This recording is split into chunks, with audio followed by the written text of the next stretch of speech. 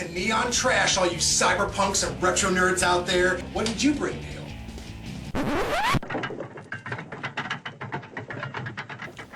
Whoa.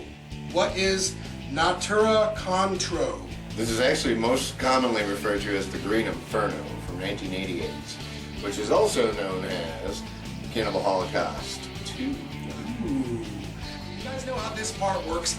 I dig up the trailer. Hey, Johnny, peep that shit. And when we get back, you guys are going to know our opinion on Natura Contro. Is that how you say it?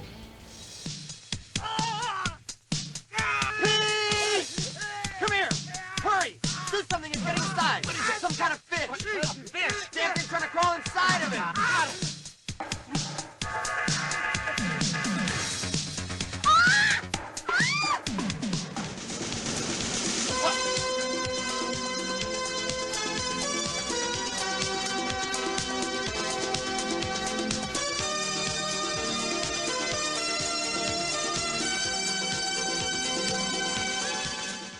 Here. No. Are you crazy?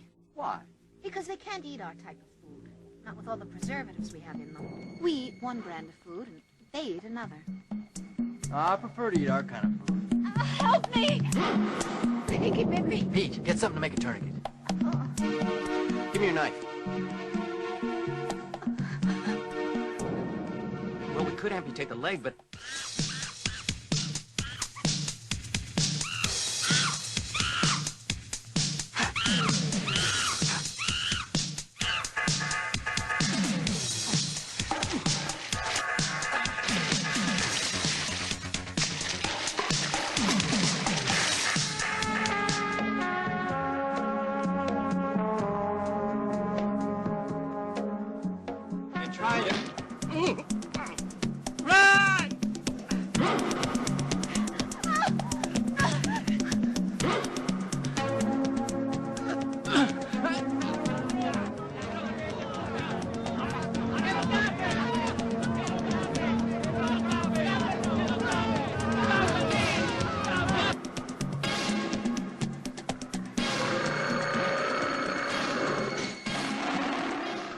So we just got done watching Natura Contro. This is an interesting film, isn't it, Dale? I would say that. Yeah, you know, coming at it the way we did, throughout the years, we've only heard of this movie as Cannibal Holocaust Part 2. And it wasn't until today that I finally was able to see this movie. I expected kind of a low-budget, cheesy cannibal film, something that I could just, I don't know, shrug off after watching. But what I got was kind of a Italian Crocodile Dundee adventure film with elements of, you know, a 1980s Italian cannibal film. It's really weird, it's really strange, and once you adjust your angle and alignment coming at this movie to those regards, I feel like you can look at the silver lining and actually enjoy the movie for what it is. I mean, there's a lot of good scenes, a lot of good animal sequences. Like 2 of them were just boss sequences with like a jaguar, and there's like a scene with like some snakes, and you know, all sorts of great animal photography. This movie was strange, yeah, definitely. The budget was a lot higher than I thought it was going to be. Yeah. And it was definitely a pretty badass 80s action film. Right. Definitely not a cannibal film. There's a lot of tips of the caps, and they usually state that it's like kind of satirically made towards one of those films, because it's not actually in there. Right.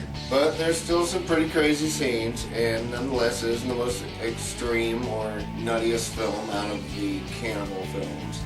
It was a fun-ass action movie. So out of 10 stars, what would you give this flick, Dale? Yeah, that's right there. I'm gonna have to give this like maybe like a 5, 5.5, 6. You know, I'm right there with you, dude. I was thinking about it during the movie. I'm like, what could I possibly give this film out of 10 stars?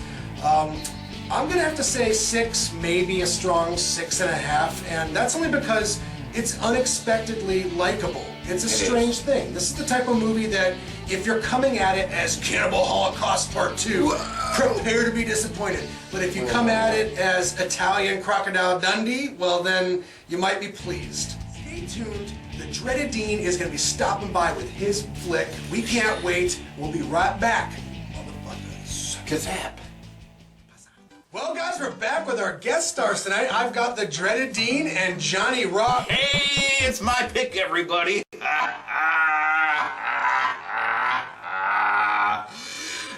Yeah, so we got Tommy the Hammer, Dale, Johnny Rocket, and this is one of my favorite movies of all time. It's a random pick, total polar opposite of what you would expect after a Dale pick. All right, well, guys, without further ado... I mean, oh, shit! You know what? I'm daydreaming over here. I don't know. Okay, should we start that again? Tommy's gonna dig up the trailer, peep that shit, and when we get back, you'll know our opinion on... Almost. Heroes. Bing. World's greatest explorer wasn't available, so they got this guy. We got a beast! He's offensive. He's vulgar. He's perfect. I hope Satan himself burns the flesh from your miserable bones! Chris Farley. You know, I've waited years to hear somebody say that. Matthew Perry. Trust me, the worst is over. They're hitting the road and anything else that gets in their way. Almost Heroes, rated PG-13, starts Friday, May 29th. And we just got done watching the old Chris Farley, Matthew Perry comedy from the 1990s called Almost Heroes. It's a period piece film about explorers here in America trying to discover new land. You know what I'm saying? Well, it's Lewis and Clark, and they're trying to beat Lewis and Clark to the Pacific Ocean. I think on one angle, this is Chris Farley's unsung gem. There's a lot of really good jokes here. There's funny moments that still crack me up to this very day. Almost every minute, like, there's a new great joke. Right. I mean, it fires on all cylinders in terms of the classic execution of comedy, you know? But at the same time, do I think this is my favorite Chris Farley movie? And I'm sure we're gonna be ramming horns. No, this is not my favorite Chris Farley movie. If you're asking me that, obviously it's like Tommy Boy.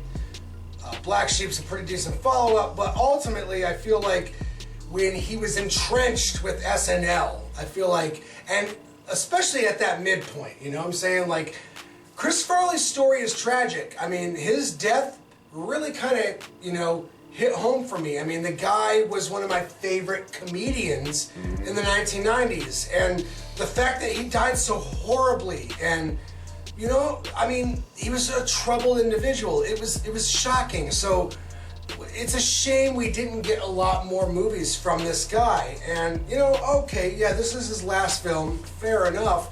But arguably, in my opinion, his best films were his earliest films. He was, you know, at his most energetic. The jokes, I felt, were a lot fresher. I'm about to pass it off. Dale, where you at with this Chris Farley classico? Sunk like an anchor. No. It's a good film. It's a good period piece. I always enjoy a random period piece and horror and comedy. So it fills that gap for me. As for my favorite Farley movie, this is definitely not. I would also agree with that. That it has to be either Tommy Boy or Black Sheep. And really, his role in Billy Madison is fucking Oh, it's the best, right? pure gold Yes. for me. Like, that's my favorite ever. Yeah. Like, just, yeah, like, so, it isn't a bad film. You can see it's towards the end of his, you know what he does. There's lots of funny lines, and I did laugh a lot. It was great to just put on down here and just, you know, watch it, us, the guys, just watching a movie and drinking beers and laughing at dumb jokes. And, you know, and we're all old enough that we can appreciate that more classic slapstick comedy that I'm sure that your dad absolutely loved, you know. And you know, I'm sure my dad would get a number of chuckles out of this as well if he actually sat down and watched it. But, I mean, overall, you know, there wasn't really much of a story going on here, you know. Discovering new land in America. Basic. It's what happens when you get a number of comedians together to write a movie script and they just want to all cram all their jokes in there. What do you really have to say here? Yeah, man, Chris yeah, Farley. So Chris Farley is one of my favorite comedians of all time. Like, just his physical style is just so great, and It's timeless. really, like, this is probably my favorite Farley movie, guys. Really? Yeah, I think Really? so. Like, it's just, I don't know what it is about it, but it, like, really appeals to me. I know what it is. It doesn't have David Spade. I don't like David Spade, so, I mean, for me, it would be it's probably Tommy Boy, honestly. I really like Tommy Boy. I mean, it might just be because It's so good.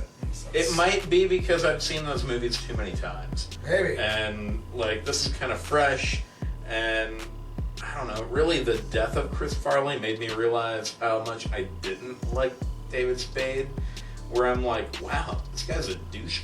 And it's like, he just happened to have, like, the right amount of opposite from Chris Farley, and, like, you just accepted him, like, oh yeah, this guy's funny, but it's no. Like, the funniness was the oppositeness of Chris Farley, in my opinion. Like, I know it's not actually that good of a movie, but I give it an 8 because I love this movie. Hey, man, that's fair. That is very fair, my friend. Me? All right. Almost Heroes. You know, I love Chris Farley. I like the early days of SNL. I like slapstick humor. It's not to the expectations that I have for him. You know what I'm saying? I did like that dynamic he had with David Spade, that Abbott and Costello. Yeah, David Spade's an asshole, and I understood that while watching his characters in those movies, but I felt like it was tempered by Chris Farley's lovable doofus attitude as his character. So that's where I was coming from it. So definitely 5.5 or a 6 out of 10. Dale, do it. Yeah, this is a good film. I definitely give it a 6 because I've seen it a few times and the rewatchability of it is good. So I still enjoy it every time I rewatch it. I'm gonna go ahead and give this a solid 7 out of 10. It was the jokes, the comedy, and that physical comedy and slapstick are enough for me to rate this a 7. Yeah, it's not a cinematographer. It's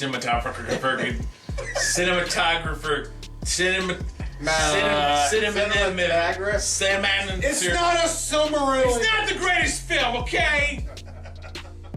We've had Italian exploitation. We've had American slapstick humor. We've had it all tonight. I hope we've been informative to you guys. Until the next time, Tune in to Neon Dragon!